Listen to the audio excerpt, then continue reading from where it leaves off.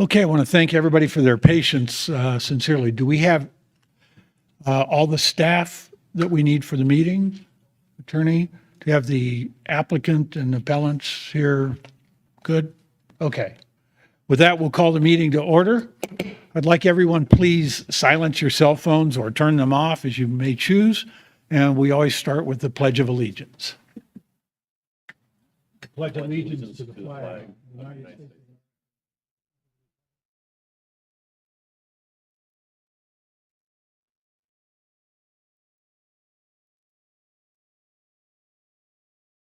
Thank you. Okay. So, on the Pledge of Allegiance, I'm going to hold off for just a second on this, on the report items. And I want to make sure we introduce all of the board members today, just for everyone's benefit. We are volunteers. We don't get paid. Not county employees. We're appointed by our county commissioners, and we serve here to try to do the right thing. With that, I'd like to start with introductions, including our newest member. Welcome. Please introduce yourself. Have the button up. There you go. How you doing? My name is Luis Ibarra Jr. Good morning, Dean Yeager. Good morning, Keith Wood. Mr. Russell Morton. I'm Joe Rexroad. I'm Frank Tank. And I'm Kevin Curry, the chair. We have members. We have 5 voting members at each session. And today's voting members, the 4 regular members who are here, Mr. McSparron, he's here, right? No, he's not here. I'm sorry. I just had introductions. I've seen your moment already. I apologize for that. Mr. Tank? Okay, we'll vote. Mr. Wood will vote. And the chair will vote. And we will appoint 2 associate members to vote. And today I will do Mr. Yeager and Mr. Morton. The other members have full opportunity to participate, ask questions, make comments, engage in discussion. They simply won't vote. At the end, when we do take the vote, 4 members have to vote in favor or against to pass in favor of any motion, whether that motion is for approval or motion for denial. 4 members out of the 5 have to vote in order to pass. So we'll do that. With that, we can move first to report items. Staff have any report items other than the next meeting? Yes, sir. Mr. Curry, Mr. Chair. Justin Kilgore, Planning Manager. Just want to let you know that our next BOE hearing, the June 25th hearing, there's nothing on that agenda. Okay. So we'll cancel that meeting. Our next potential meeting is going to be July 23rd. Okay. So that's a potential. There's nothing on that agenda yet either. However, it's still open. All right. Also, would you and the rest of the members stay afterwards for a brief moment so we can go over some changes to our documentation system? Sure. Thank you, sir. All right. With that, we'll move to the adoption of minutes. Did everyone have an opportunity to review the minutes from the last meeting? Does anyone have any changes to make? Seeing none, we'll deem the minutes approved as presented. We next move to our next item, which is our annual election of officers. It's been a while since we've done this. We have, contrary to the agenda, we have 2 vice chairs by our bylaws. So we will be nominating a chair and 2 vice chairmen from the regular members. So 3 of the 4 will end up doing something and the other one will not. I want to start with chair. These positions will take effect at the next meeting. So do we have any self-nominations for chairman? I would be happy to continue or happy to support another player if somebody else, so one of the other regular members would like to take that.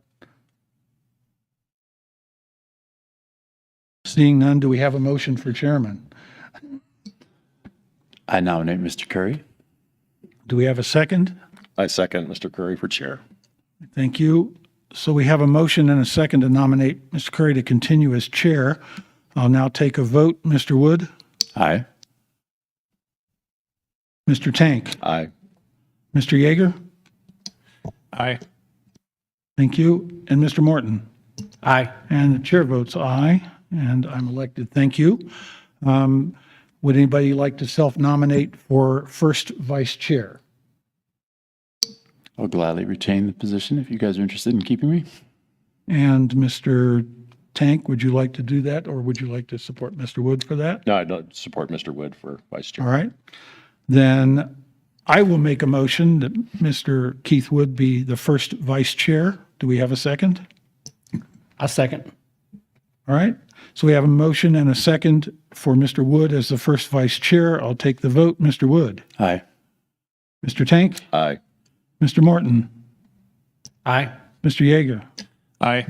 And the chair votes aye. Mr. Wood, congratulations on being first vice chair. And Mr. Tank, would you like to be the second vice chair? Certainly, I'm certain to self-nominate for second Okay. vice chair. And do we have any other, does anybody want to nominate? Mr. McSparron's not here, so I would hate to do that, but, all right. Seeing that, do we have a motion for Mr. Tank as second vice chair? I'll move that. Mr. Wood? And I will second the motion, and we'll take a vote. Mr. Wood? Aye. And Mr. Tank? Aye. And Mr. Morton? Aye. Mr. Yeager? Aye. And chair votes aye, and that's passed. So we have unanimously passed that Mr. Curry will continue as chair, Mr. Wood will be the first vice chair, and Mr. Tank will be the second vice chair. And thanks for all you guys' service as well. Appreciate that. Okay. Do we have any topics that are not on the agenda? Anybody in the audience that needs to address something that's not on the agenda for today? Okay, with that, we will move to item number 6, which is APP 251. It's an appeal, a little bit different, so I'd like to make a quick introductory comment, and then I'm going to call on the attorney for a minute. It's important for everyone to understand that this is not a hearing on a setback. Okay, this is not a hearing on a setback. This is a hearing on an appeal of an administrative decision that Planning and Community Development Director made based on their finding that all of the requirements in Section 5.5.1 of the Land Development Code for granting such an administrative waiver were met. There's been an appeal, and the applicant asserts that the requirements were not met. So our job today is not to gauge the setback, but rather whether or not those requirements were met. And if the requirements were met, and we deny the appeal, then the setback remains at the 83 feet that the staff approved administratively. If, on the other hand, we determine they were not met, as the applicant asserts, then the setback would revert to the 100 feet. So I want to make sure that we focus on the appeal criteria, which the attorney will go over in just a moment, and not on the setback itself, except insofar as that may be relevant to the appeal decision. Okay? Does anybody have any questions on that on the board or comments? Okay. With that, I'd like to, before we start and get the staff introduction, I'd like to turn it over to the attorneys who will talk about the criteria that we have to determine for the appeal when we get ready to make the motion and vote. So, Madam Attorney? Thank you, Mr. Chair. Good morning. For the record, Erica Keach on behalf of the County Attorney's Office. You did a good job of explaining the difference that this hearing differs from a typical BOA hearing and that the moving party is appealing an administrative decision rather than seeking the board's approval. So procedurally, the party appealing has that burden of proof. The burden of proof is outlined in the Land Development Code in 5.52B1, where the board must find that the appellant has provided sufficient relevant evidence to determine that the PCD director erred in applying the applicable code provisions in making the administrative decision. Those approval findings for administrative relief are in section 5.5.2D1 in the Land Development Code. Do you want me to go through each of them or just note that that's where they are outlined? It's my understanding staff may have them on a slide later. Sorry, if staff has them on a slide, we can wait. If not, it would be useful to summarize them because we don't have video of the recording. So- Okay. I can read them. So the criteria to be met are, in order to grant administrative relief, all of the following criteria shall be met in addition to the compliance with other applicable development standards. The first is that the strict application of the standard in question is unreasonable or unnecessary given the development proposal or the measures proposed by the applicant, or that the property has extraordinary or exceptional physical conditions that do not generally exist in nearby properties in the same zoning district. The intent of this code and the specific regulation in question is preserved. The granting of the administrative relief will not result in an adverse impact on surrounding properties. And the granting of the administrative relief will not allow an increase in the number of dwelling units on a parcel. Okay, do any staff members have any questions for the attorney before we Yeah, go? Mr. Chair. Yes, Mr. Tank. So for the attorney, just so I understand, does the PCD director have to state in the memo, in particular, this one signed March 5th, do they have to state the criteria? Or is it the norm, as what I see in the memo, it just says with the administrative relief is granted with these following conditions? Do they have to go back and state, as we'll see in the staff report, I believe, what is in 551D?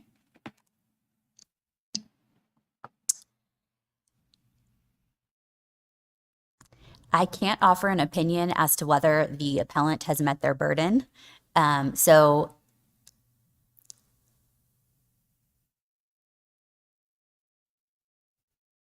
it's your job to determine whether the PCD director met all of those criteria. Whether it's outlined clearly is something that you'll need to determine.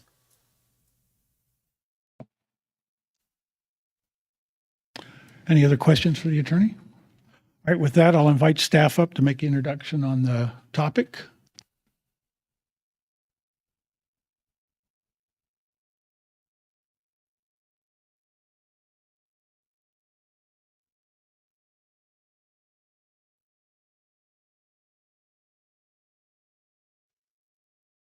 Hello.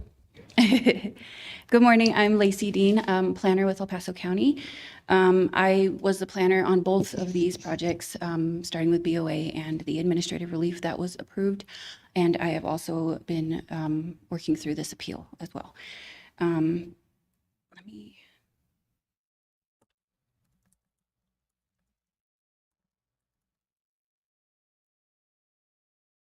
So this is for APP 251, Appeal of Administrative Relief of the Approval for 1410 Trumpeters Court.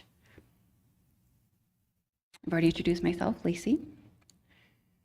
If you're watching remotely and you want to participate and you've not provided a name and reliable phone number, please email that information now to pcdhearings@elpasoco.com.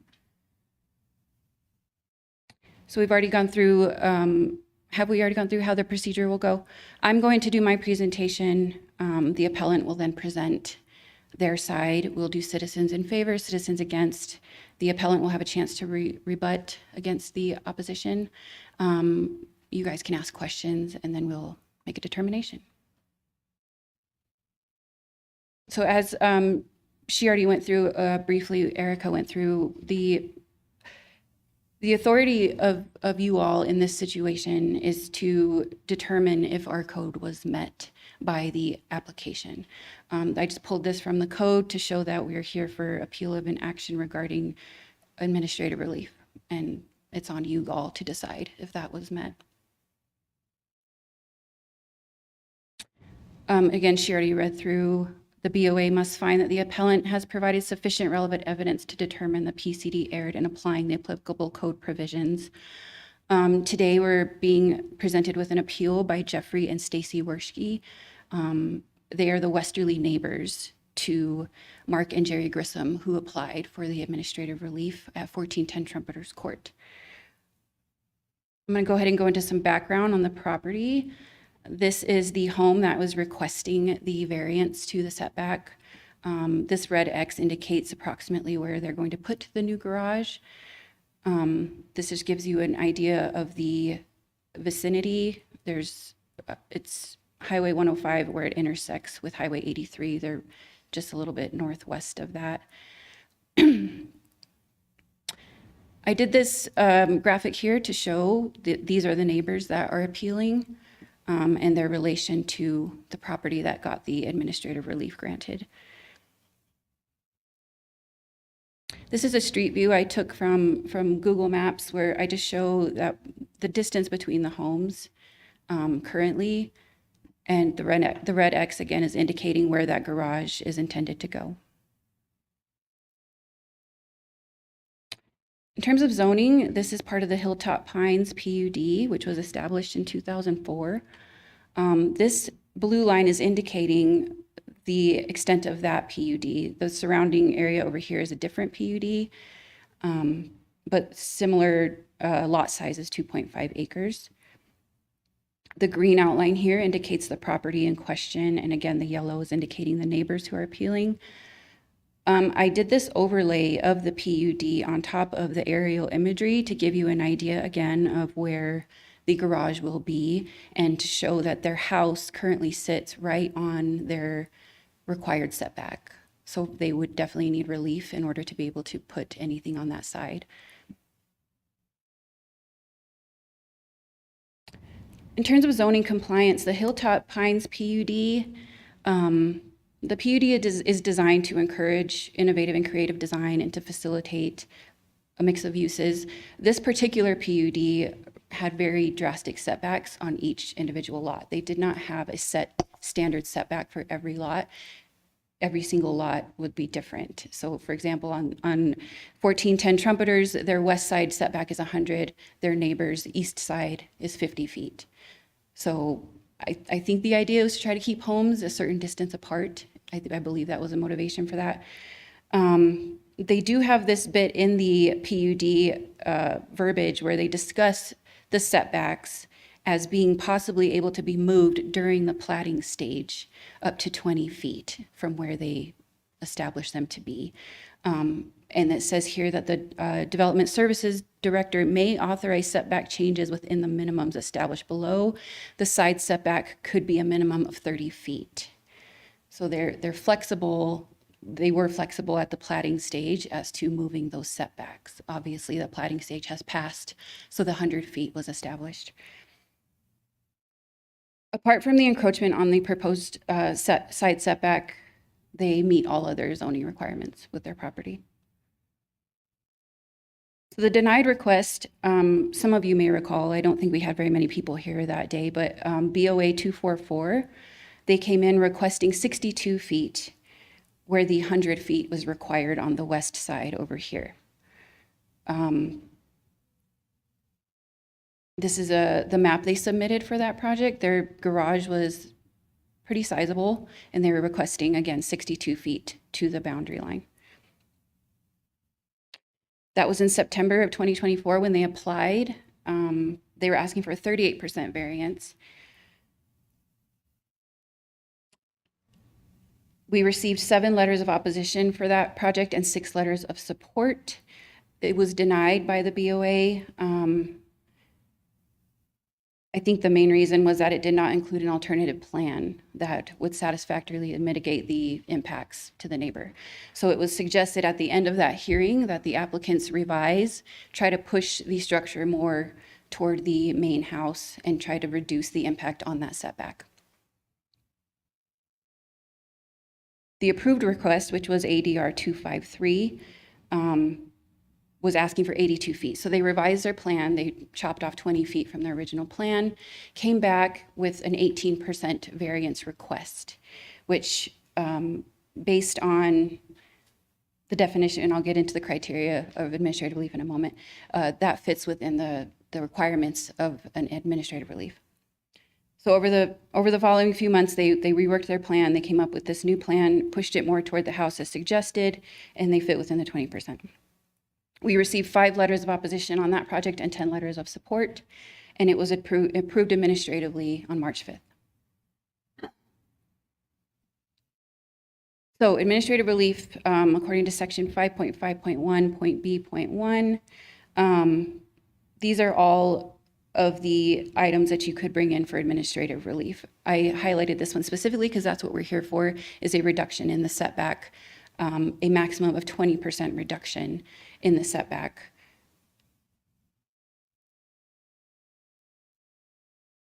The criteria for approval, I don't know if you want me to go through it again. Erica covered it pretty well. I will be going through it again in the coming slides where I apply how I believe the project met that criteria, okay? There are also additional factors that Erica did not cover, but additional factors to consider in section 5.5.1.d.2. The granting of administrative relief would help minimize grading and reduce vegetation removal. The granting of administrative relief would avoid unnecessary site disturbance and minimize grading. The granting of administrative relief would allow the proposed building location and existing vegetation on the site to restrict visibility of the additional height from a distance from the road or from downhill properties. And the granting of administrative relief would allow for building designs such as split pads, stepped footings, below grade rooms, and roof forms pitched to follow the slope. If I can interrupt just for a Yes. second, I just want to clarify. Those are allowable considerations, but not mandatory requirements. Yes. Okay, so I'll get started with the analysis of the approval criteria. Again, a maximum of a 20% reduction is allowed in the setback for administrative relief. The approved request was asking for 82-foot setback where 100 feet is required, which is an 18% reduction in the setback. So they are not meeting that maximum. They are within that range.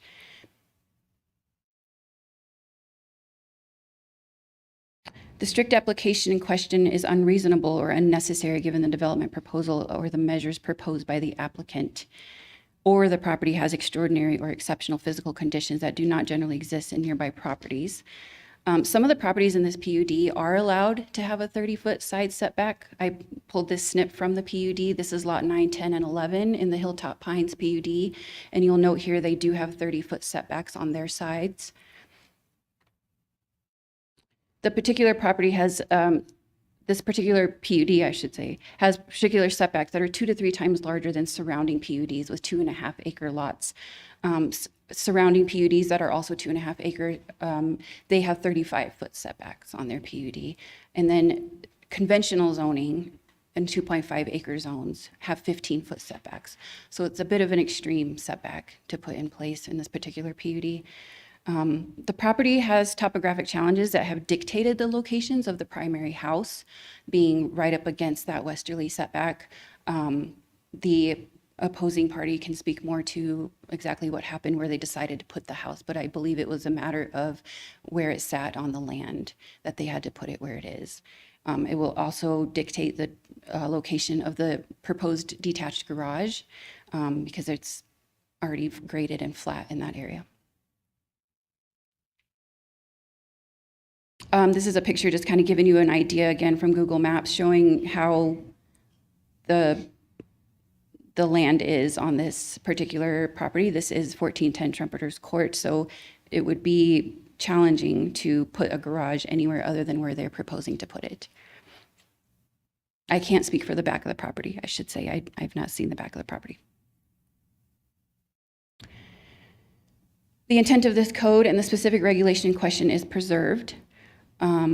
The intent of this code, according to section 1.4, is to promote predictability, consistency, and efficiency in the land development process for residents, neighborhoods, businesses, agricultural, and development interests.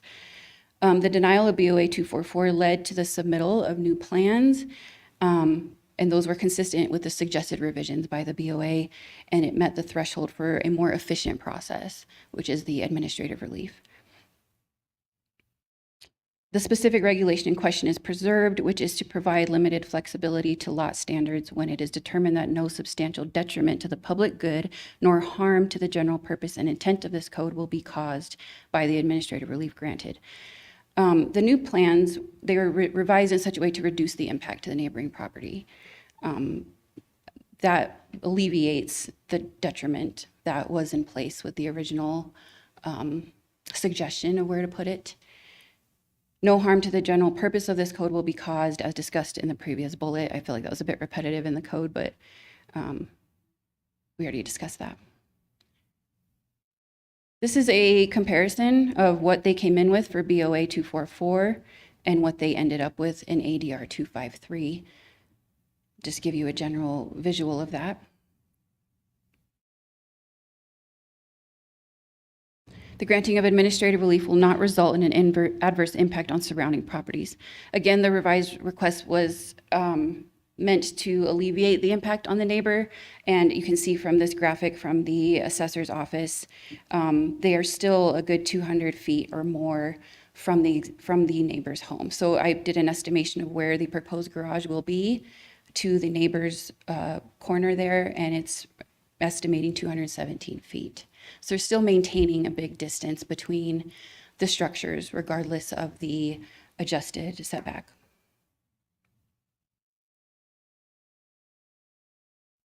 These are the additional factors to consider. The granting of administrative relief would help minimize grading and reduce vegetation removal. The property owners of 1410 did tell me that they were needing to remove trees to put the garage in, but they also replanted trees to make up for that removal. The granting of administrative relief would avoid unnecessary site disturbance and minimize grading. As I already kind of discussed, they wanted to put it where it is because it would not require grading. They would not have to go in and disturb any land to put it where it is, where they're proposing to put it. These last two I did not believe were applicable to this request, so I did not speak to those. So an appeal of any administrative decision or determination pursuant to this section must be made within 30 days of the administrative decision or determination. The request for administrative relief was approved on March 5th, and the request to appeal was received on April 1st. So they met the 30 days there. We notified 19 adjoining neighbors of this appeal. We got 10 letters in opposition and 5 letters in support of the appeal.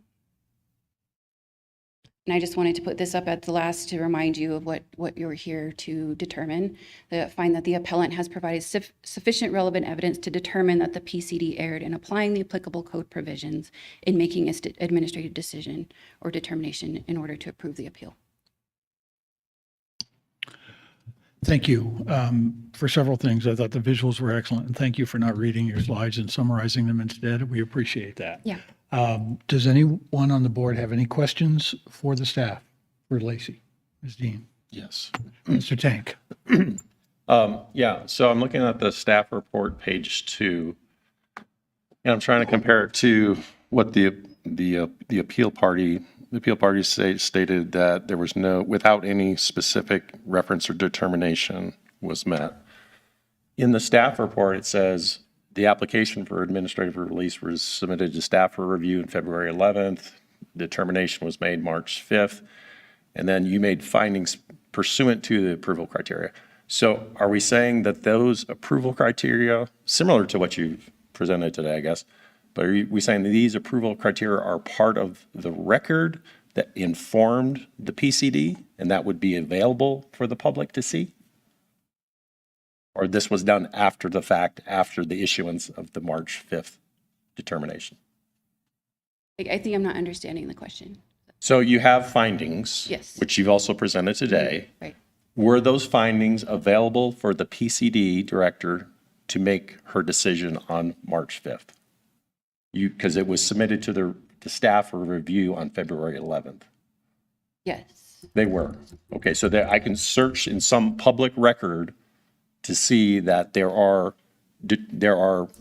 rationales or reasonings for why they would grant this administrative relief. I'm going to defer to my manager. I'm not quite understanding. Mr. Chair, if you give me a moment, I'll pull up the letter. Yeah, thanks. No problem. Yeah.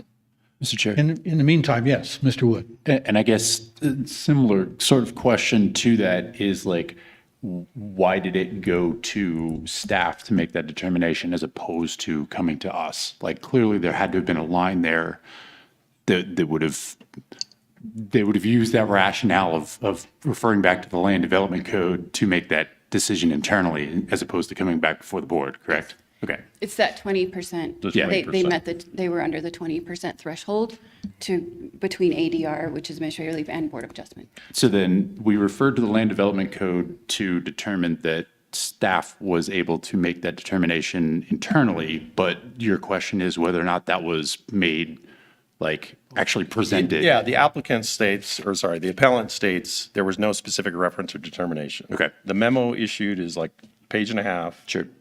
There's some conditions and annotations, but it doesn't get to the detail which is presented today, which is in the staff report. So Right, I'm and saying, if this was available for public review starting February to the issuance of March 5th, that sounds like there was references and determinations I made. think the fact that the code states that all of the criteria must be met probably did not warrant a specification of each one.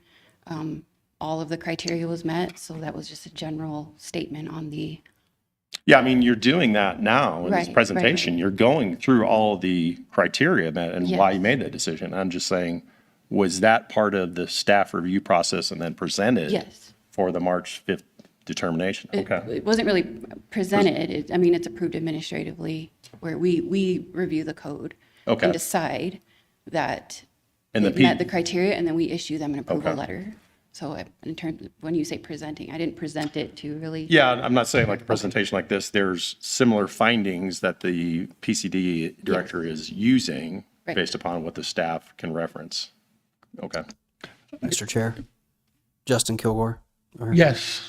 Mr. Tank's correct. It is not referenced in the letter. However, the analysis, so real quick, the application meets the review criteria for administrative relief included in section 551. So staff does do that, as Ms. Dean was saying. When the application comes in for administrative relief, we review this criteria as staff, and then that is passed up the chain. And then this one eventually gets approved by the director. So we have to analyze the criteria as staff and recommend to the director whether or not it meets the approval criteria or not. Okay. And then the director makes that determination, and then the letter goes out. Yeah, and so, and I don't think that's a part of the code, but is that like available, that staffing estimate available for public record? It doesn't say it has to be. Everything that we would have compiled for this would be in the EDARP file. Okay, Now, Miss Dean sitting at her desk going through the application and saying, meets this, doesn't meet this. That is not a written down process unless she has handwritten notes of that. okay. Where you see that as part of the public record is what's before you today. Okay, thank you. Yes, sir. And I think if I could just summarize, I think that the issue here is that when the director approves it and they state that the requirements have been met, that is a determination that they've all been met on their part. And I don't know, and the attorney can correct me if necessary, but I don't think there is any requirement for the director to outline the rationale for each of those criteria, but merely to state that they've made an administrative finding that they were all met, and that there's no requirement for any public disclosure of the analysis that went into it, only the requirement that they were met in their determination. Is that correct? Yeah, your microphone, please. I'm sorry. That is correct. There's no such requirement in the code that Thank they you. specify. Okay, so the director did in fact testify in the memo that that in her opinion, all of the criteria were met, all right? So the appellant then has the burden to prove that they were not the other way around. Okay. We have any other questions for staff, attorneys, anyone? Okay, with that, I would like to invite the applicant up. For anyone who speaks today, again, I'll remind you that our official minutes are the actual recording of the meeting, not the summary that's published later. So if you come up, please make sure the microphone is on and state your name for the record, just so we know who's speaking at any given time. So with that, I'd like to invite the applicant's representative up.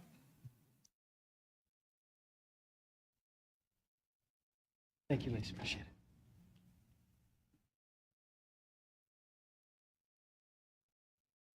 Good afternoon, members of the board and staff. I know everybody's worked hard today to get this up and rolling again. We live in the future that we're able to have this at all. and I appreciate everybody's hard work to do that. My name is Kit Davlin, Christopher Barr Davlin. I am an attorney with Robinson and Henry. I am representing the Werschkes. They live at 1410, or rather,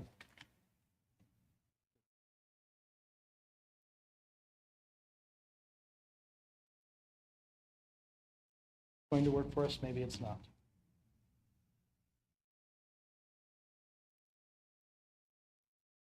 There we go. I'll have to scroll by hand. The Werschkes, Jeff and Stacy, live in the Hilltop Pines neighborhood in Monument, Colorado. That's what we're talking about today.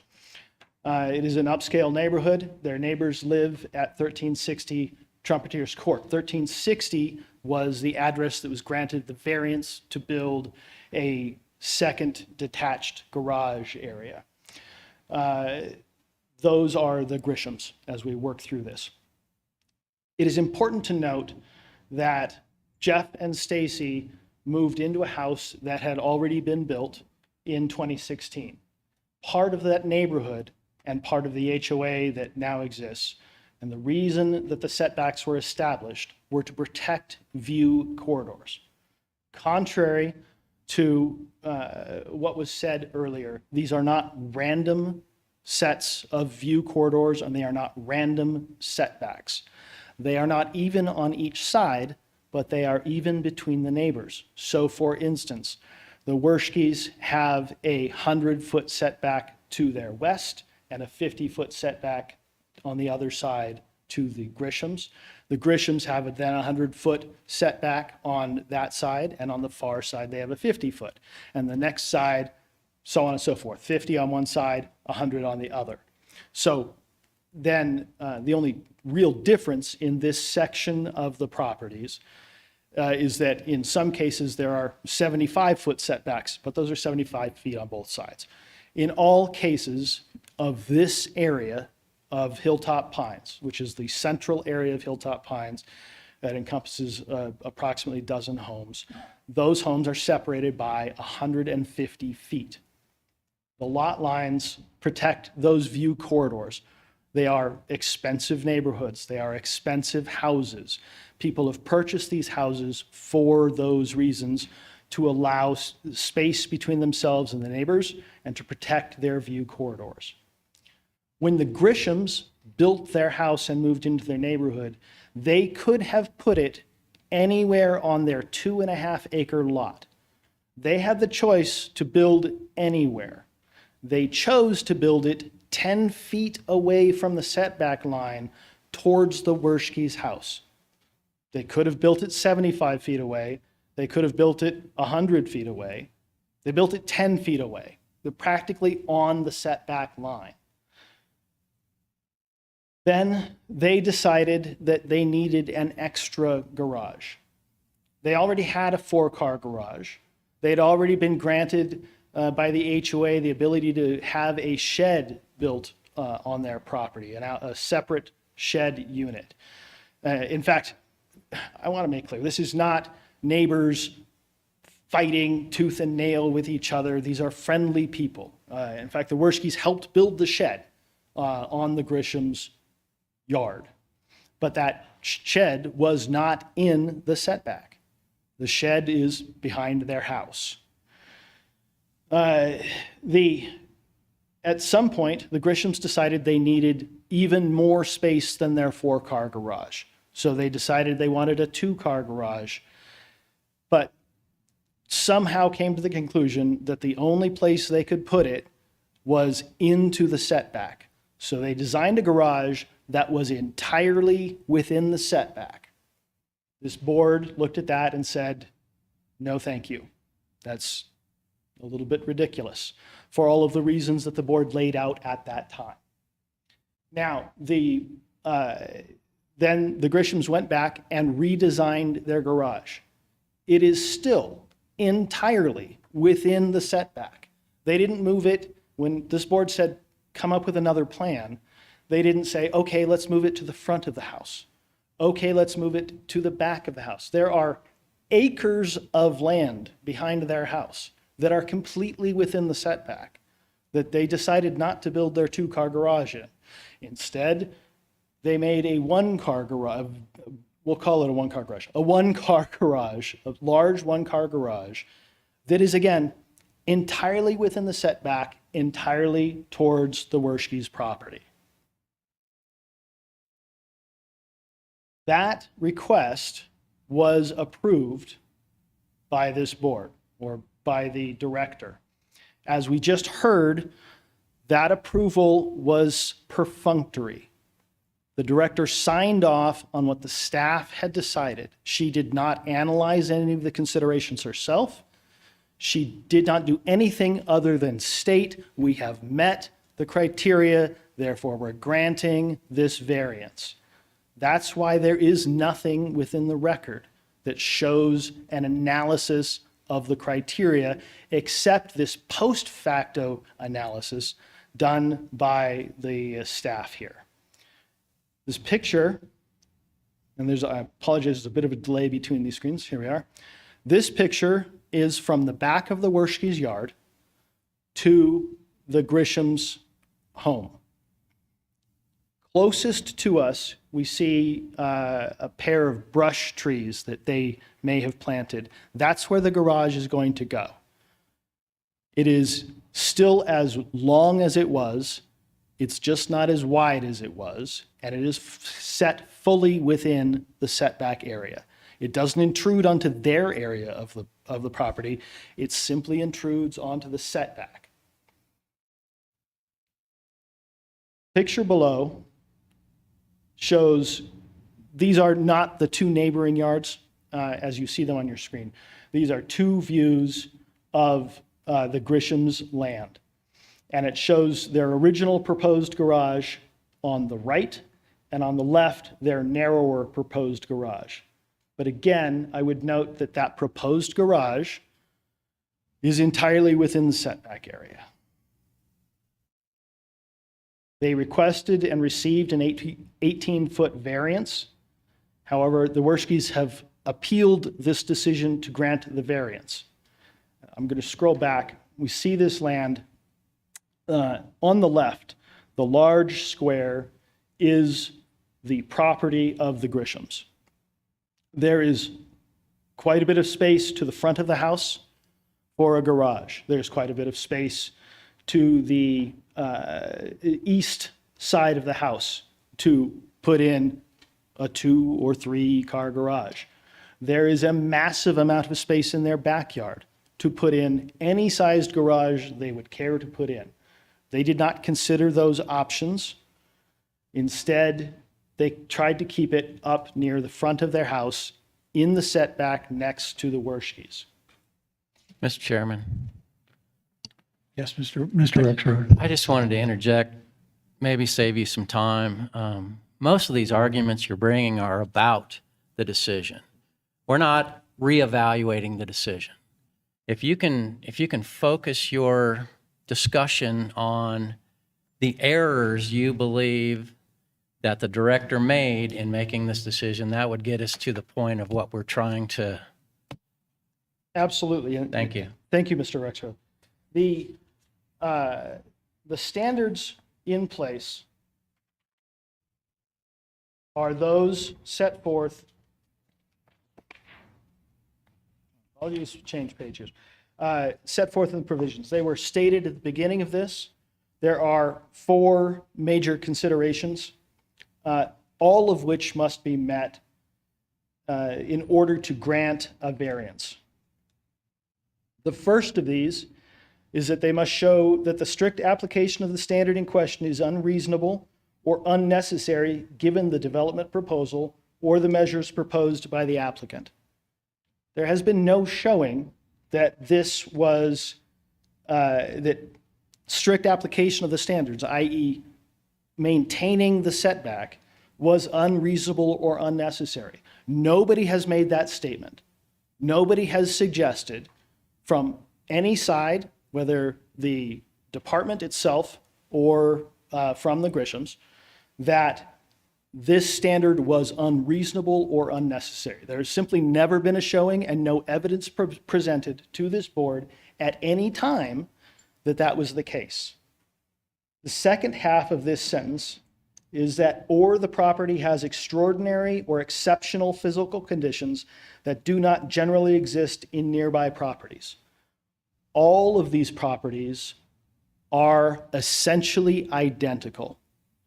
And as we heard at the beginning presentation, there has been simply no analysis of the backyard.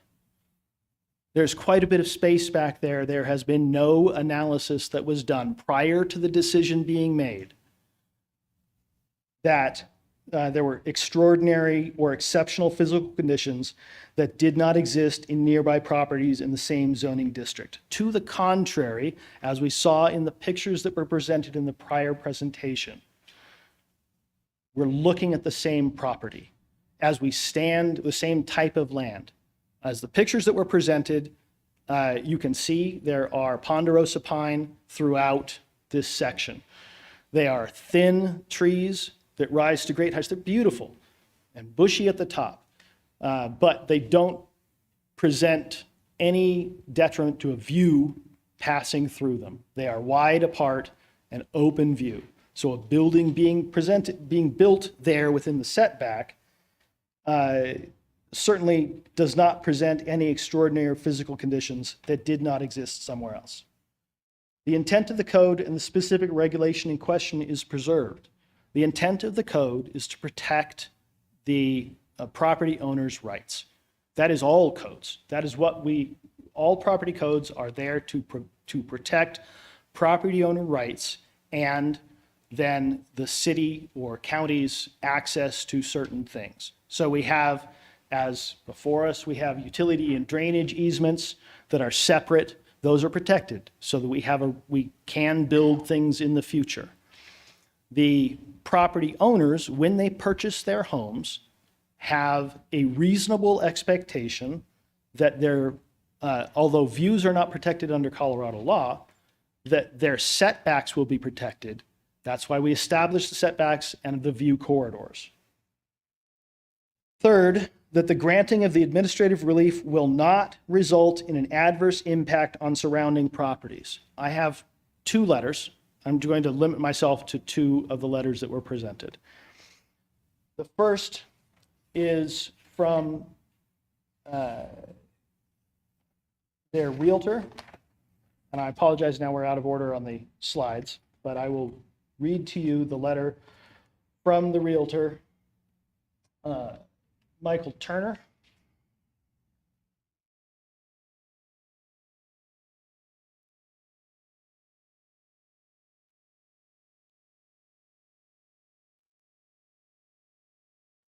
These are, as I pause through here, these are some of the alternate locations that were presented, but evidently not considered.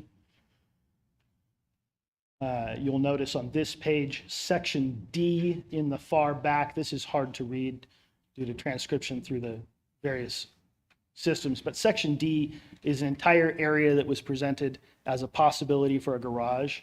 It's almost as large as the entire house. They could have built simply anything there. Mr. Turner is the #1 real estate broker in Black Forest, and he wrote an opinion about how the placement of the detached garage would negatively impact the Werschkes. So again, the standard that we're looking for is that the granting of the administrative relief will not result in an adverse impact on surrounding properties. To the contrary, he wrote this letter. I will summarize portions of it here. He wrote that at my visit to the Werschkes' residence, I noted the neighboring home, 1410 Trumpeters Court, is built close to the lot line and had an area roped off over the setback requirements set forth by the covenants. I was told that this roped off area is the potential site for the proposed detached garage for 1410 Trumpeters Court. He noted that this location is very visible at the Werschkes' residence and from the primary bedroom suite, great room, deck, pond, and fireplace. If this proposed outbuilding was allowed to be built, it would diminish the desirability and marketability of the Werschkes' property and ultimately diminish their market value. Allowing the proposed building to be built that close to the lot line encroaches on the Werschke's acreage and would make their lot seem smaller in size, as a future buyer would not expect to see a neighboring building built that close to the lot line.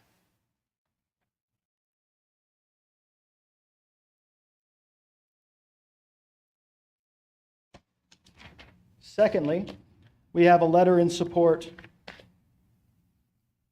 from Kim Lane.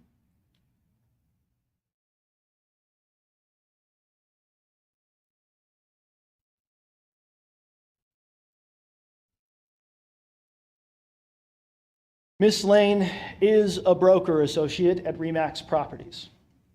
She states, in regards to the setback variance situation in our neighborhood, Hilltop Pines, so in addition to being a broker, she lives in the area. It was already declined in 2024 by the El Paso County Regional Building Department. As a homeowner in Hilltop Pines, I feel strongly that our HOA should uphold the HOA rules and regs that have been put in place to prevent situations like this one from happening again in the future. Our lots in Hilltop Pines are 2.5 acres plus. We don't need to be on top of each other. When the Grishams built their home next to the Werschke's home, they built very close to the property line. I am a realtor, and I work with buyers that are looking for land space. They don't want neighbors right on top of each other when they are buying in a neighborhood like ours. We love our space. And if someone took that away from us, that would be horrible, and I would fight for it too. I feel sorry for the Werschke's because they will be able to see this structure from their amazing backyard, primary bedroom, family room, and sunroom. Plus, it will hurt them financially for resale one day. Our HOA documents state that a variance will not injure the use of other properties in the subdivision. Plus, there is no unnecessary hardship communicated by the Grishams. She goes on, but the argument is the same. The 4 criteria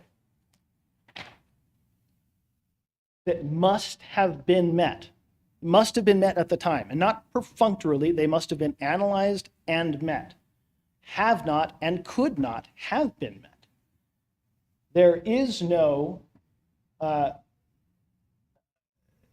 application of the standard in question, i.e. the setbacks, is neither unreasonable nor unnecessary, and no evidence was put before the staff to analyze or put before the director to analyze to show that application was unreasonable or unnecessary. There is no evidence that the property has extraordinary or exceptional physical conditions that do not generally exist in nearby properties in the same zoning district. To the contrary, the pictures show this is the same. They are all the same properties. They can abide by the setback just as well as everybody else can. The third category, that the granting of administrative relief will not result in an adverse impact on surrounding properties, was not met. There are 2 letters from brokers that both very clearly state, and they both very strongly agree, that having houses, buildings, outbuildings set closer into the setback, it will reduce the value of the neighboring homes.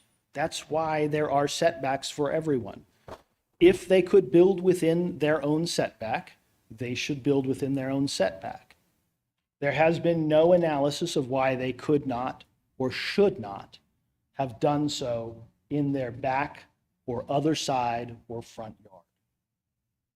And from the record, as Mr. Tank was asking, there is no evidence in the record that any of those analyses were done prior to making that decision. There are several letters, both in favor and against allowing this setback variance.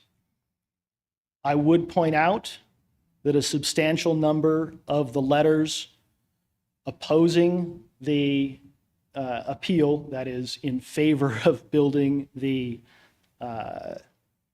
outbuilding, seem to have been misled and they argue that there are other buildings that have outbuildings. Well, of course, there are other buildings in this neighborhood that have outbuildings, but all of those outbuildings are built within their own setbacks. The Werschkes do not oppose an outbuilding of a garage. They do oppose an outbuilding of a garage that gets into the setback. That was why they brought this appeal. Right now, the Grishams have a 4-car garage and an outbuilding.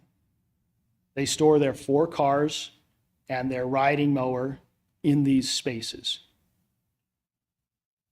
Some of these cars, not in the record here, are very loud. They their exhausts set off the alarms of cars in neighboring driveways. Building a garage closer to the neighbors is not going to alleviate that. Building one within their setback at a different space would. I know, Mr. Rexroad, you don't want me to rehash the granting of the variance. So we just look at the elements that needed to be present at the time the variance was granted, not the arguments that have been made later, not the presentation that staff did here. Rather, the arguments that were in place at the time the decision was made. And we know that those arguments did not include that this was a special location that had unique properties. We know that there was nothing within that that said that this was too onerous, I want to use the exact language, that the standard was unreasonable or unnecessary. There simply was not. They asked for variance and they received one. And then were given the post facto stamp of approval that said all the criteria have been met. They were not met. They could not have been met. The intent of the code was not preserved by granting the variance. And specifically, number 3, the result of an adverse impact on surrounding properties is apparent from the letters from the realtors and the brokers. Please, I've been talking for a while now. I know we've skipped around the presentation. If you have questions, I would be happy to answer them at this time, or we can move on to the next section of speakers. Do we have any questions for the applicant's representative? Okay, thank you. Thank you very much. So with that, we have a call for public testimony. So is there anyone in the audience, obviously other than the applicant, who wishes to speak in favor of the appeal? Anyone online indicate an intent? Staff? No, seeing none. In that case, anyone in the audience who wishes to speak in opposition to the appeal, come forward, sir, and state your name for the record. And if you could talk into the microphone, thank you. Start with Lacey. I may need help.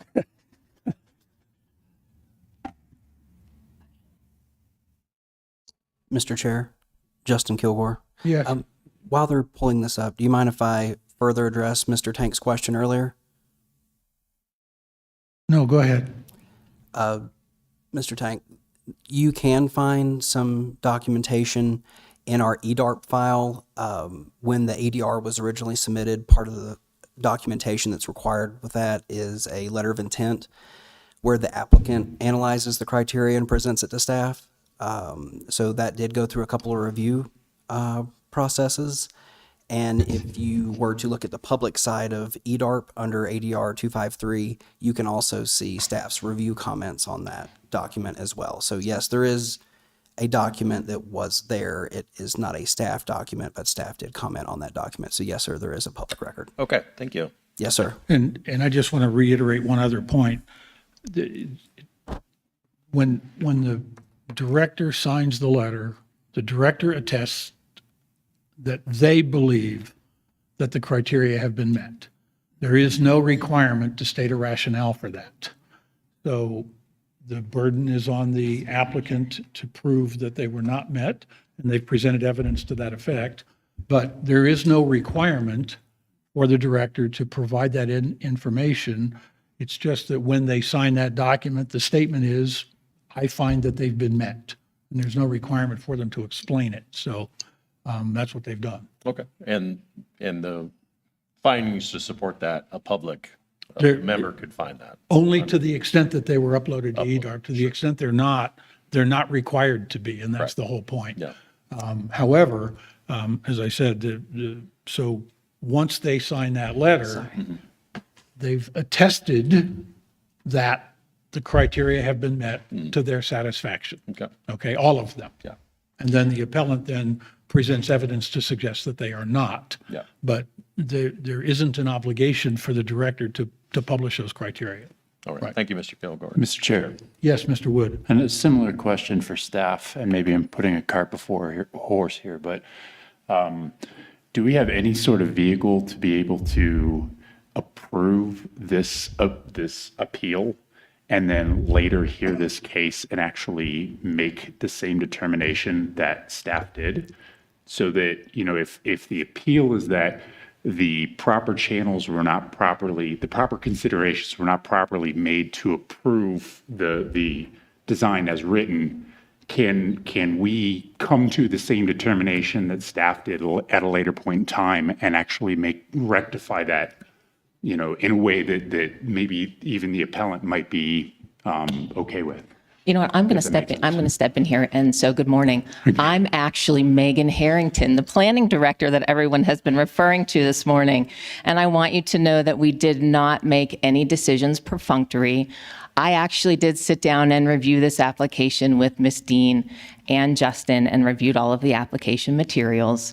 We're happy to answer any questions. Everything that staff made their decision on is the documentation that is in EDARB. And to answer your question, Mr. Wood, no. If you decide to uphold the appeal that denies the application, the next step would be, I believe, a 106 to district court on behalf of the property owner.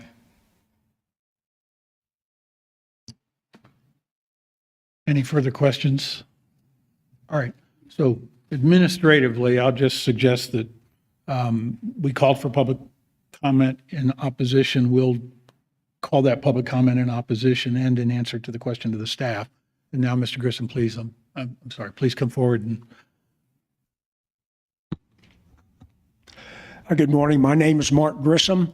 My wife Jerry and I live at 1410 Trumpeters Court. And for any other references I make to the property, it will be lot 29, just to make it simpler. And I do have one quick question, and that is, what's wrong? Here we go. The two speakers that we've heard had no time limit. Am I limited to 3 minutes? No, Okay, I'll still, a reasonable limit. I mean, if we're here till 2 in the afternoon, but no, please, we want to hear, the objective here is to get the information and make an objective, reasonable decision. I will go quickly in that some of what I have to say in the first 3 slides were covered by Planner Lacey Dean. We are hearing before this board because our administrative dimensional relief number 253, which is approved as just addressed by Director Harrington, was appealed. On November 18, 2024, 2 of you will remember we appeared before the board and requesting a 38-foot dimensional variance. That was denied. And if approved, would have built a detached 2-car garage. Since that was denied, during that Board 244, one of the comments made during my presentation was, did you not look at moving the proposed garage a little more to the east? And second, during board deliberations, after everyone had made their inputs, could the garage be moved further east? And could you then come back with a completely different proposal? And I took this from the transcript, so I didn't make any of this up. I would not be opposed to seeing something different, an adjusted proposal or a new proposal, whatever the right terms are. So going forward, we took those comments to heart, went back to the builder and redesigned. We reduced it to a 1-car garage, the width from 28 to 18 feet, and the square footage over 200 square feet to 468. After that, yes, we could say we can move it further east. And specifically, and I want to explain this clearly, the east side of this redesigned garage was set at the 100-foot setback, and I'll show you on the next slide. This reduced the variance request from 38 feet to 18 feet, and the northwest corner of the one-car garage is now 234 feet from the Lot 20 home. And I want to explain the discrepancy. Lacey Dean said 217. If you look at the north end of the garage, the north end of Werski's, because of the cant of the home on Lot 20, it's 234. If you look at the other end, the middle is 217. I want to make sure there's no discrepancy. So despite some errors made in the appellant's presentation, this is the proposed garage. And if you can, actually, if I can, I'm trying to get the cursor to go to, it's quite a lag. Anyway, the southeast corner of the garage is 6 feet behind the well. That's important because moving that well would have cost, according to Kunow Drilling, $12,000 to $15,000. So the redesigned garage was snuggled up against a 100-foot setback and 6 feet behind the well, resulting in an 82-foot variance or setback. There we go. As a result, I'm clearly not going to go on Lot 20 and take a picture the other way, but if you look at the tree on the farthest left, there's a pink flag on top of a post. That is the southwest corner of the proposed garage. And the line going north, which is hard to see, goes to the just off the slide on the right. That would be the northwest corner. And I'm standing at the edge of the garage looking toward Lot 20. That's the view of 80 to 90 trees between the proposed garage. Okay, none of that matters because the view ends at the property line, and this garage is 82 feet from the property line. We did plant 6 trees. That doesn't matter. You don't care about that. So I want to jump to 2 things very quickly. One, and I'm going to dismiss it quickly. These realtors making opinions are just that. The home is worth what someone will pay. But I also have a realtor input, and it says, if I can read it, I have looked at your property at 1410 Trumpeters Court and have evaluated the situation with your proposed garage and the effects it might have on your neighbor's property value. In my professional opinion, building your garage would have no effect whatsoever on your neighbor's property value. Okay, I need to interrupt for just a second. I don't recall having seen, is that letter part of our package? It was in BOA 244. It was not in ADR 23. I thought, or 253. I thought we had moved past that. Well, no, okay. I see. So this is from the previous application. But it's not in the record for this appeal in the staff package. Is that correct, staff? Oh, is it in there? I mean, it's in the, okay, disregard. Apparently it is in one of the very, it's here. I'll get to it if you want to see it. but No, I'll get to it. my only thing is we have to have anything presented as part of the record. Oh, That's okay. all it was. It was an administrative thing to make sure it was part of the record. I'm assured that it is, so we can continue, and I apologize for the No interruption. problem. I want to clarify 2 things, and then I'll wrap this up. The west edge of the home had been described as on the property line. Not true. The west edge of our home is 10 feet from the 100-foot setback. It was built there for 2 reasons. One, that puts the center of the front of the house. Come on, let's go.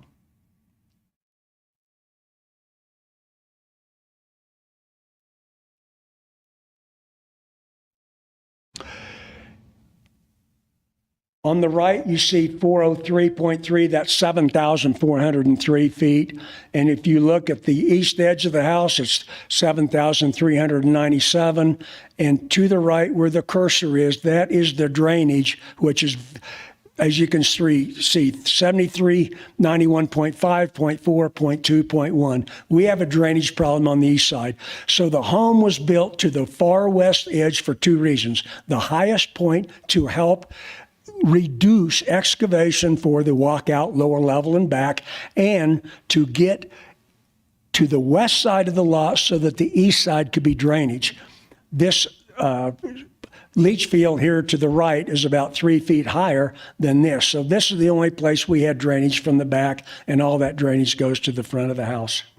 So it was not capricious where we chose to build this home. It was there for two very good reasons. And I will, for Mr. Curry's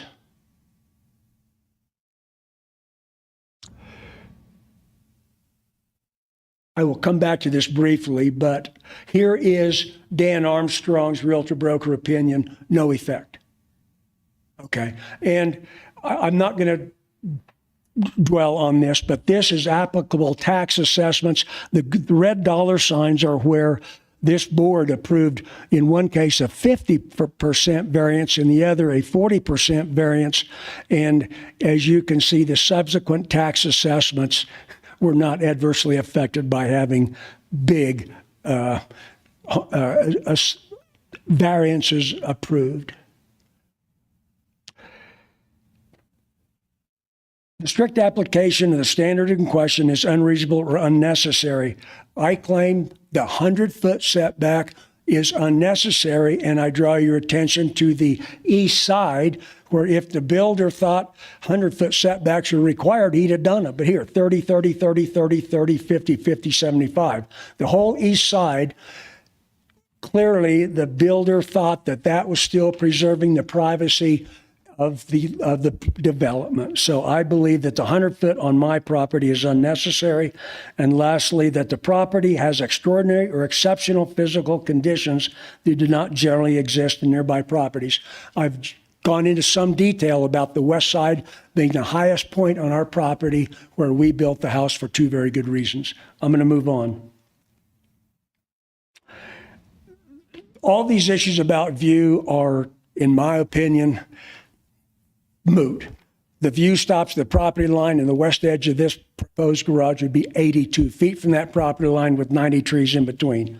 The second criteria to be met, the intent of this code and specific regulation or question is preserved. The intent of the code was privacy and curb appeal, and the east side has got 30-foot variances.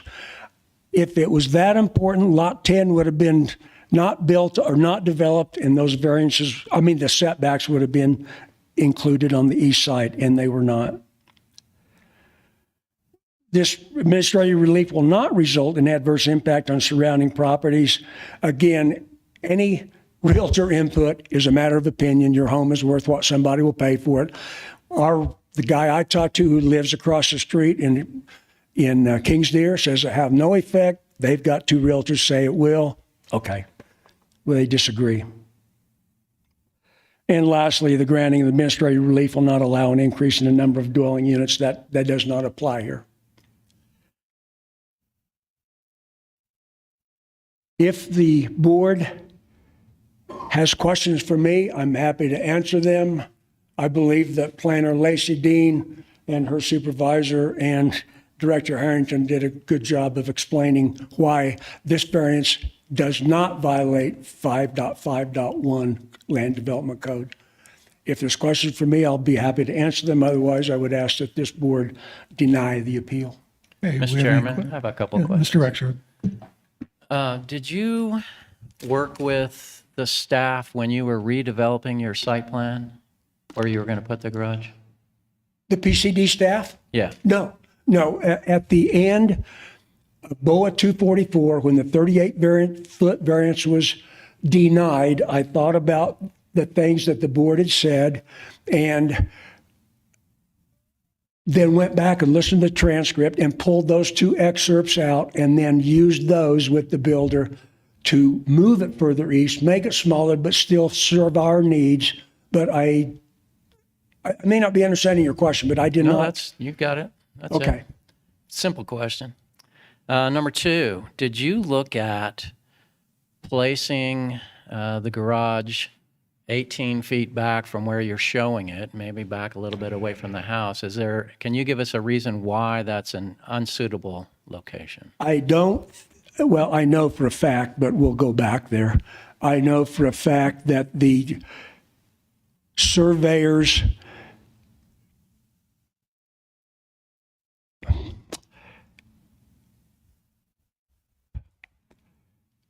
the site plan does not address it. I'll just have to tell you. And let me see one, and trust you to believe me, I guess. Here we go.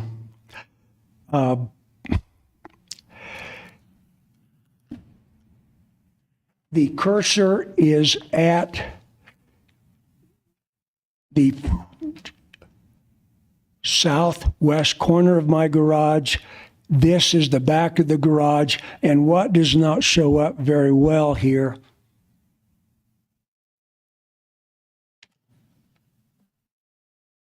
this number is 40. Anyway, right here in this area, at the corner of the garage, this drops down dramatically, like into the back. That back number is 391 or 2, and up here we're 401. So it drops off 8 to 10 feet in. If I can get the cursor down here, I'll show you. Could you bring up my slide number 2? The garage cannot go back 18 feet, if that's your question. Due to topographic conditions. Yeah, in fact, there's 2 retaining walls where the cursor was at the back, at the northwest corner of the garage, 2 retaining walls as we step down to the backyard where the lower level walkout is. Okay. All right, that's fine. Thank you so much. Any other questions for the rebuttal speaker? Thank you, Mr. Grissom. I appreciate it. Lacey, I don't know how to exit out of this. Oh, we're good. We'll take care of that. Thank you. Is there anyone else in the audience who wishes to speak in opposition to the appeal? Okay, seeing none, the next order of business is that the applicant has an opportunity for rebuttal comments. Do you have any you'd like to offer? Yes, briefly. Mr. Davlin, thank you. Thank you for the board and taking the time to really listen to all sides of this debate about the appeal. We have, as we've stated, there were the criteria were not met at the time. There is a substantial effect on the property, as shown not just by some realtor we called, but as a realtor who lives in the neighborhood, and also the #1 realtor in the entire area. Both submitted not brief one-sentence opinions, substantial opinions that looked at all of the elements about the types of buyers who would be coming to this area and why it was set out the way it was and what buyers would expect from land. Mr. Grissom talked about how far off on the east there are 3 lots that have 30-foot setbacks. But to get to there, he has to skip over several of his neighbors, the neighbors to his east, the neighbors to their east, the neighbors to the north, the neighbors to the west, which is what we're talking about now.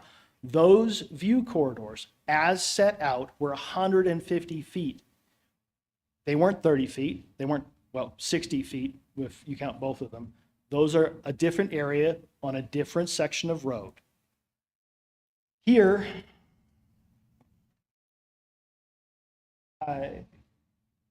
Mr. Grissom explained why he couldn't put it in one particular location just slightly next to his house to the north.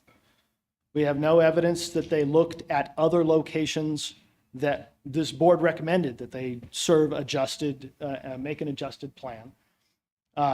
Alternate locations were presented to them, to the front, to the east, to the north. None of those, there's been no evidence, and there was no evidence at the time as to why those would have been inappropriate. I think that this board, Mr. Curry, made that question. There's absolutely no reason why we couldn't come back and have accept the appeal and reject the variance, and then they could apply for another variance that would address the issues that are here, that would address the other spaces, that would address the other elements that are required under the code. Mr. Grisham built his house 10 feet away from the setback. Now he has asked the board for a variance that is based upon the hardship of where his house is built. Colorado state law is really very clear on this. They have affirmed several times. In Levy v. Board of Adjustment, the Supreme Court of Colorado stated that a hardship created by the landowner cannot serve as the basis for a variance. Here, this is a self-inflicted problem. Had he built his house somewhere else, he would have had space for a garage on that side. Had he built at the time with more garage space, he wouldn't be seeking a variance, wouldn't have sought a variance here. The constructed property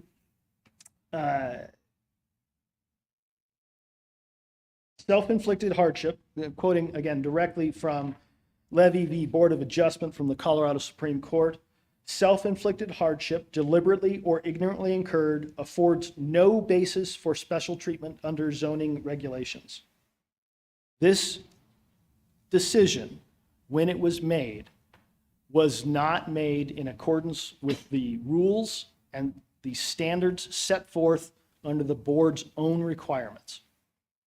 There were 4 requirements, and they did not meet them. The 4th one is about increasing number of dwelling units. That is not what we're talking about. But the first 3, that the standard in question is unreasonable or unnecessary. There is no evidence, even from Mr. Grisham, that any of the other areas around his house could not be the site of his garage, or even that such a garage is needed, given that he already has a 4-car garage and an additional shed. He spoke of the elevation, the topographical changes, but only about one side of the topographical changes.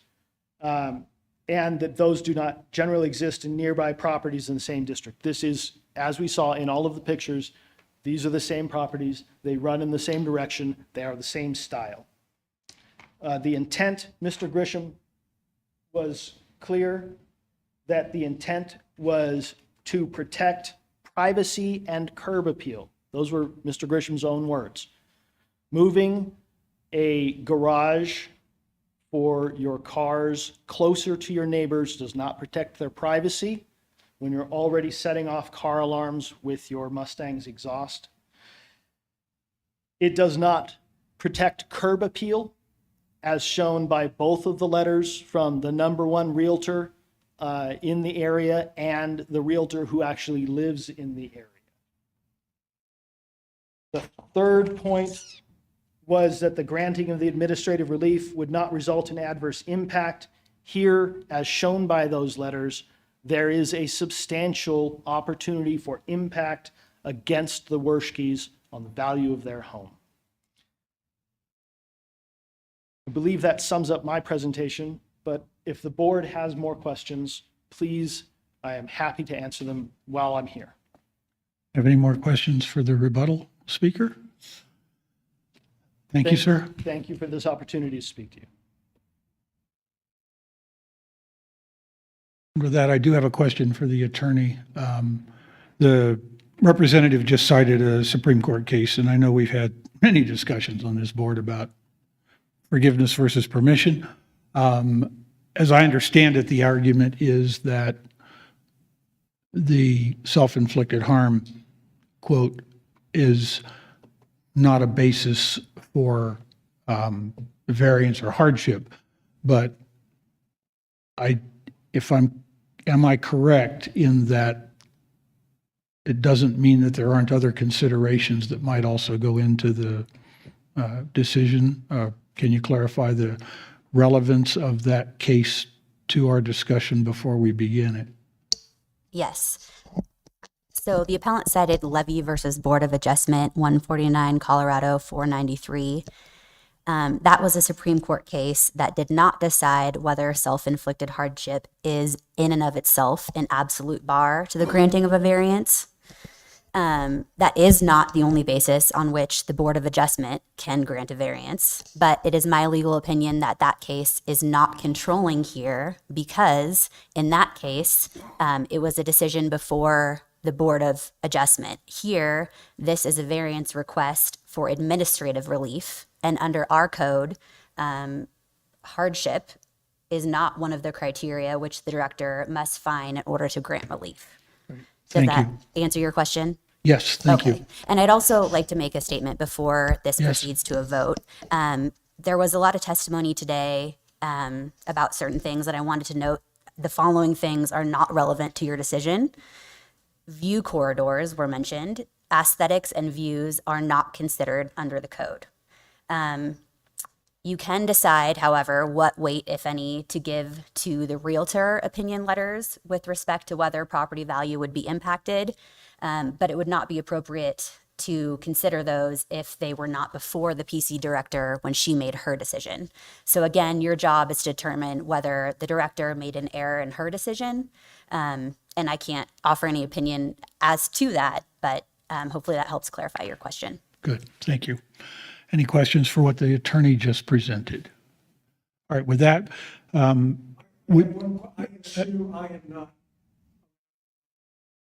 you're correct, sir.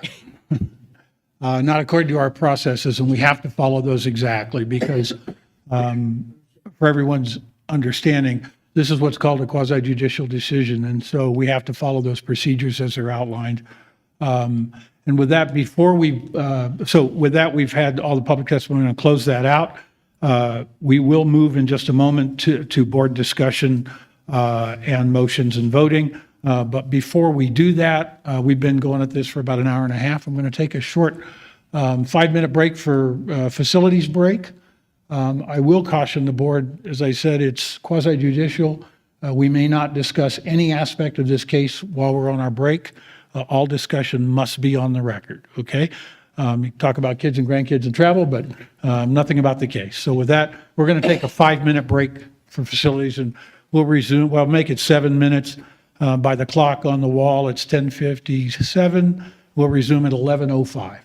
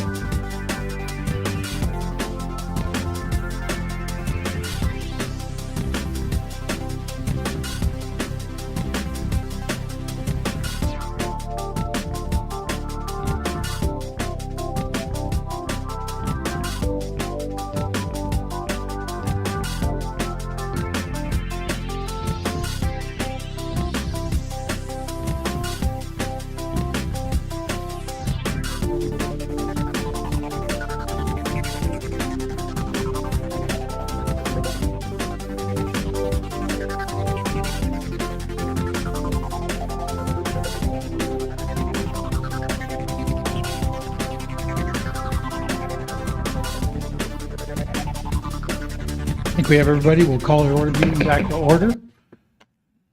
And we are now open for board discussion prior to a motion.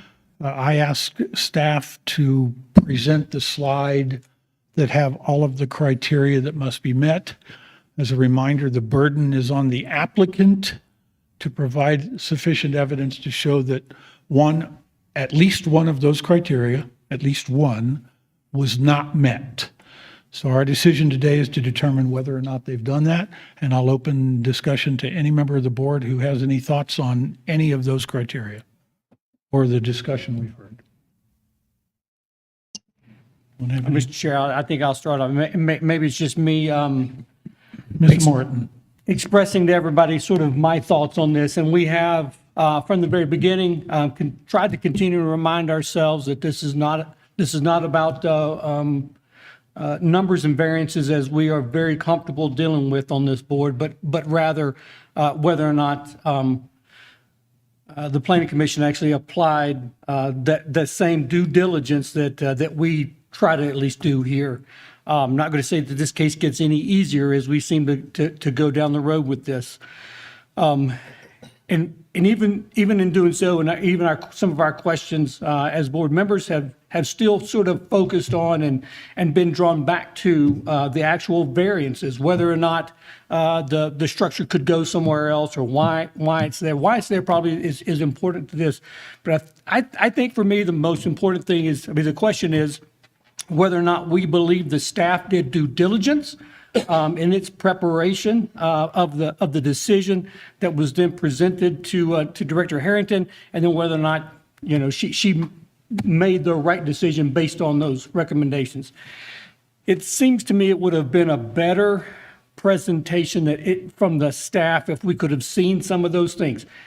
Absolutely recognize that it's not required, and I'm not going to stand and say that I think maybe going forward in the future that should be required as part of the documents that the director signs. Because I think he or she in the future is probably well within their right to say, hey, I have reviewed it and I make a recommendation or approve a recommendation.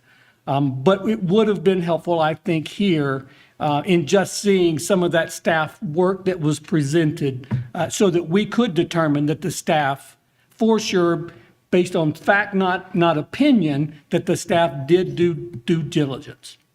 We always want to believe that they did so, but it would be helpful if we could actually just see that due diligence. I think you gentlemen are missing something here. We have the full record in EDARP. All of the documentation that staff reviews is in EDARP. So the letter, the alternatives that we asked for, the justification that we asked for, we use EDARP as that documentation. And so I feel like I needed to stand up here and just make sure that everyone is understanding that part of it, our record and the descriptions, the drainage map in EDARP was all reviewed by staff. I understand, but it's really important that we stick to our processes here. I want to make sure that, now I have to ask the attorney, now that we had an opposition speaker, do I need to allow the applicant to make another rebuttal to what was just said or not? I mean, it was a factual statement, but I don't want to, I want to make absolutely certain that we apply our criteria here. I'm not necessarily an opposition speaker, I'm staff. I- So I would come from the perspective of staff, as I typically sit there, would have the opportunity to clarify staff documentation. And I would just like to make a legal clarification as well. The standard of review is not whether the staff exercised due diligence in their preparation. The question you are being presented with is, did the planning director err in finding that the criteria were met? Another legal clarification is that there is no requirement within the code that she specify or analyze what those criteria are. It's simply whether an error was made in her finding that they were met. Thank you. And that's why I want to make sure that we, to the extent that we can, where it's relevant, did the applicant make a sufficient presentation that the director erred in one of these criteria, at least one of these criteria? So we want to do that again. So that said with what it is. So Mr. Morton, did you have anything further that you'd like to say? Yeah, I You're do, and I welcome to. appreciate that. I Please. really appreciate the discussion because it is, it's very different than what we're used to doing, and it is not always extremely clear. So, yeah, I'm saying it out loud so that I can be corrected if I'm thinking wrong before I make a decision and a vote. So I appreciate that. In determining for me at least whether or not the decision was right or was correctly made, it almost seems like there's only one real thing that it comes down to, and for me, and that is whether or not there's an adverse effect on neighbors. And everything that I've seen presented so far seems to be opinion-based and somewhat hearsay one way or the other. So I think that makes it even, for me, just that much more difficult to make a decision to say yes or no. This is not cut and dried because from what I see, it does come down to an opinion as to whether or not there is adverse effect in the construction of it. Again, just to clarify on that adverse effect, under the law, you cannot consider whether the view or aesthetics, those are not considered an adverse impact. Right. I think it would be the opinions of realtors or someone else, right? Is what I'm thinking that we're talking the adverse effect is. And it is up to you to determine what weight, if any, to give to those. The bottom line is those do constitute evidence. It's up to you to decide whether or not they're sufficient to meet the criteria. Anything further? No, sir, that's all. Anyone else have any comments? Mr. Chairman? Oh, I got two. Mr. Rexroad. Just a couple things to think about as you guys go into this. The arguments brought, the two that really have any basis in fact are the unreasonable or unnecessary, which to me is somewhat subjective, and the adverse impact, we just talked about that. Thank you for clarifying that. That is also somewhat subjective. If you think about actually what is being proposed, if the garage were built 18 feet back further into, behind the setback line, it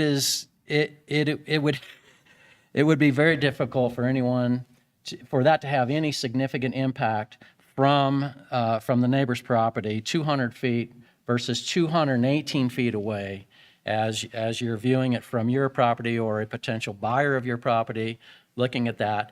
The same size garage, whether it just 18 feet different, does not seem like it's a significant impact, which also plays into the adverse impact of the value of the place. Thank you. Mr. Tank? Mr. Chair, yeah, just looking at the criteria, I would be more tending to deny the appeal. I think, the standard is 20% reduction. The PCD director is within the authority to do that. The intent of the code specific regulation is preserved. Nobody spoke to it, but the purpose of administrative relief of this section is to provide for flexibility. So I think we saw in the staff presentation, there was a proposal, a variance proposal brought to the BOA. It was disapproved. They went back and did some rework, and now it's, just as Ms. Lacey Dean talked about, it was more efficient and went through administrative review process. And so I think we've preserved the provision of having flexibility. And in concurrence with some of the previous discussion, we look at this absolutely from the own lot and neighbors, but, all the neighbors, not just one neighbor. Thank you. Mr. Wood? Yeah, just as Mr. Tank, just outlined, I think this is sort of an example of the process functioning as it's intended to do. I think, I made a note of the use of the garage, potentially having some excessive noise and that impacting the neighbor, but I think that's more of like a legal thing for the noise ordinances to consider than ours. And I'm not seeing any evidence that there was any kind of wrongdoing made by the county. So I think I'm against the appeal. Thank you. Mr. Yeager, did you have any comments you'd like to offer? No comment, but I agree with the discussion that you guys have given. Mr. Ibarra? I really don't have any comments, but I agree with denying the appeal. My own observations are, as I go down the criteria, clearly the last one is moot. So for me, the intent of the code and regulation is clearly met. There's no question, and I don't think that the director erred in that area at all. The intent of the original zoning included language to allow flexibility, and the language in the land development code relative to administrative relief talks about flexibility. And so to me, the intent of the code, both in terms of the original zoning and the intent of administrative appeals, has been clearly met. For me, it comes down, just like Mr. Morton and others, on a couple of different points. The first is whether or not the application was unreasonable or unnecessary. The applicant makes the point that it's unnecessary because there were alternate locations to put this thing, and therefore it's unnecessary. And it's certainly not unreasonable because of the area. The rebuttal witness, of course, says that no, it is necessary because of the grading and the other conditions on the property. So to me, there's a question there. And it comes right down to, did the applicant provide sufficient evidence that the application was unnecessary to the point that the planning community development director erred in saying it was unnecessary? And then the other one obviously is the adverse impact on the property. And I tell you, it's not clear because the applicant provided evidence from credible realtors that there would be some adverse impact. However, I am reminded that the original zoning of the properties that would continue with the property included language to allow some flexibility. And there is at least a subjective argument relative to the topographical conditions in the rear of the property. So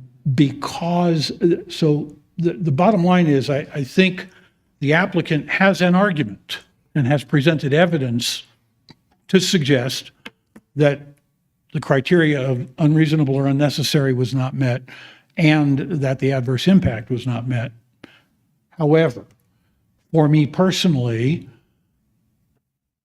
the flexibility that's in the code and the flexibility that's in the land development code relative to the director being allowed to make such conditions, and that flexibility in the original zoning to provide some flexibility, I think, for me personally, fails to meet the criteria to show that the Planning Community Development Director erred when she made the determination that the criteria had been met, because there can be subjective criteria involved. And I don't believe, for me personally again, that the evidence that was presented that clearly was relevant was convincing to meet the standards. So for me personally, I don't think they're met. All right. Anybody else have any further comments? Mr. Morton? I've just got one question. It's more, so whenever we just stop with the deliberation, we complete with this, what resolution number does this fall under when we actually make a recommendation, make our, is there a resolution? How do we address this either way? Okay, so it won't have a standard resolution because those are primarily for variances. This one, when making a motion, someone will cite the normal criteria, as regards item number, file number, et cetera, of the appeal. I move for approval or I move for denial, and then state your rationale. If you move for approval, you'll want to say that I find that I move for approval because applicant provided sufficient evidence that criteria, whichever one, was not met. Or if you wish to move for denial, state that you move for denial because you do not believe the applicant met the burden of proof. Does that answer your question? Yes, sir, that's exactly And for it. the attorney, would that be sufficient? Okay, Yes. thank you. Any further questions or comments? Any questions or comments? I want to make sure we get this right. All right. With that, we're going to deem the board discussion closed. Do I have a motion?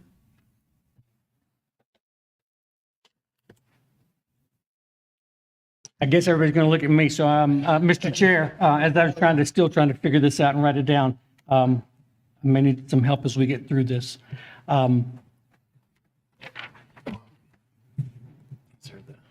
Oh, yeah, I think I'm trying to get there. So I think I'll make a motion for disapproval, Mr. Chair, with regards to agenda item number 6 for file APP 251 project.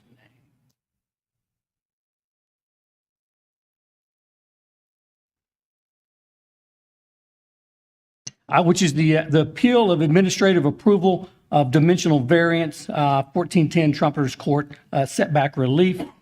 I make this recommendation with the belief that the plaintiff did not meet the burden of proof to demonstrate that the director or the staff made an error in their decision in reviewing the case.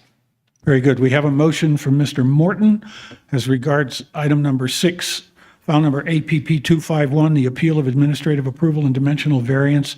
We have a motion from Mr. Morton for denial on the basis that the applicant has not met the standard necessary to overturn the Planning Community Development's decision. Do we have a second? Second? We have a second from Mr. Wood. Do we have any discussion on the motion? Seeing none, the chair will take a vote. Mr. Morton? I believe it's aye. Correct, yes, and to clarify, an aye vote is to deny the appeal. A nay vote is not to deny the appeal. For the record, aye. Mr. Yeager? Aye. Mr. Wood? Aye. Mr. Tank? Aye. And the chair votes aye, and the motion to deny the appeal is passed unanimously. The appeal is thereby denied. So I want to thank applicants, rebuttal, staff, attorneys, everyone for the discussion. These are not normal proceedings for us. They're complex. I hope everyone involved feels that we gave this the due diligence and appropriate consideration for what was deserved. And I want to thank him. Staff, do you have any final comments relative to future meetings other than what you've already said? No, sir. Thank you. Just a reminder, everyone stay for a moment to Right. have a discussion. Okay, with that, the Board of Adjustment hearing is adjourned.